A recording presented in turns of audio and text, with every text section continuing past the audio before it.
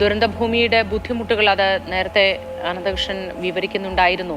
നമുക്ക് നെഞ്ചുപൊട്ടി മാത്രം ഇത്തരം കാര്യങ്ങൾ പറയാൻ പറ്റുന്ന ഒരു സാഹചര്യത്തിലൂടെയാണ് കടന്നു പോകുന്നത്. ഇനി ഇവരെയൊക്കെ ചേർത്ത് പിടിക്കുക, ഇവർക്ക് വേണ്ട സഹായം കൊടുക്കുക, അത് മാത്രമേ നമുക്ക് ചെയ്യാനാവൂ എന്നറിയാം. ഈ ദൗത്യം ഇപ്പോൾ എങ്ങനെ പുരോഗമിക്കുന്നു? ഏതെങ്കിലും തരത്തിൽ ഏതെങ്കിലും അവശിഷ്ടങ്ങളിലേക്ക് ഈ തെരച്ചിൽ സംഘത്തിന് എത്താൻ സാധിച്ചിട്ടുണ്ടോ?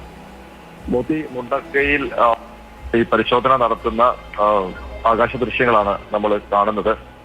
ആ മുണ്ടക്കൈ പുഴ മുതൽ കര വരെയുള്ള ദൃശ്യങ്ങൾ അതാണ് നമ്മൾ കണ്ടുപോകുന്നത്.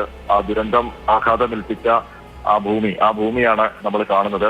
ഈ ഭൂമിക്കടിയിൽ ഒട്ടേറെ മനുഷ്യരുണ്ട്. ഇപ്പോൾ നേരത്തെ ഞാൻ പറഞ്ഞതുപോലെ 6 പാടികൾ, 3 പാടികൾ, അതിൽ 12 കുടുംബങ്ങൾ. ആ മനുഷ്യരാണിപ്പോൾ മുണ്ടക്കൈ പ്രദേശത്ത് പ്രധാനമായും അന്വേഷിക്കുന്നത്. ആ പാടി നിന്ന സ്ഥലത്തെ മാറ്റി പരിശോധിക്കുകയാണ്.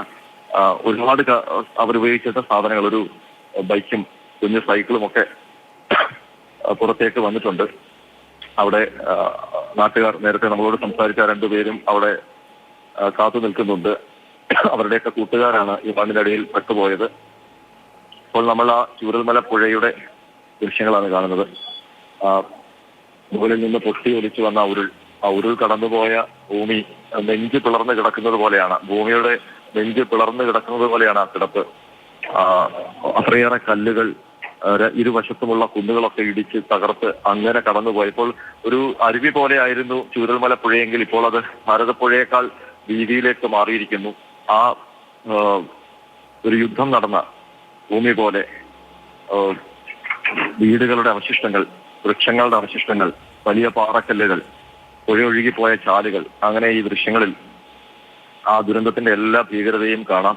താഴെ കുഞ്ഞു മനുഷ്യരായി അവരെല്ലാം ആ മണ്ണിനടിയിലുള്ള മനുഷ്യരെ തേടുകയാണ്. അവരുടെ പരിശോധനയാണ് കാണുന്നത്. ഏതായാലും ഇന്നത്തെ പരിശോധന ഏറ്റവും നിർണായകമാണ്.